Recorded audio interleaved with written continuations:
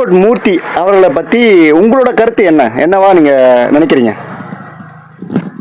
Airport மூர்த்தியை பற்றி சொல்கிறதுலாம் ஒன்றும் கிடையாது. ஏர்போர்ட்டு மூர்த்தின்னு ஏன் பேர் வந்துச்சு?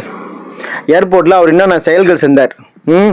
அவர் பேரில் இருக்கக்கூடிய வழக்குகளை நீங்கள் பார்த்தாலே உங்களுக்கு தெரியும். சரிங்களா? நம்ம சொல்லணும் அவசியம் இல்லை, வேணும்னா சொல்லுங்க, கமெண்ட்டில் அனுப்பிச்சிடுறோம். மிரட்டல், கடத்தல் வழக்கு, கொள்ளை வழக்கு, ஏர்போர்ட்லேயே சென்னை மீனம்பாக்கம் ஏர்போர்ட்லேயே அதனால தான் அந்த ஏர்போர்ட் மூர்த்தின்னு பேரே வந்துச்சு அவருக்கு. சரிங்களா? நம்ம தலைவர் பேர்லேயும் பல ஆயிரம் வழக்கு இருக்குது. எல்லாம் மக்களுக்காக போராட்டம் பண்ண வழக்கு. இந்த மக்களுக்காக போராட்டம் பண்ண வழக்கு, ஆர்ப்பாட்டம் பண்ண வழக்கு, பல ஆயிரம் வழக்கு இருக்குது. இந்த விடுதலை சிறுத்தைகள் கட்சி அதன் தலைவர் தான் எழுச்சி தமிழர் தொல் திருமாவளவன் அவர்கள்.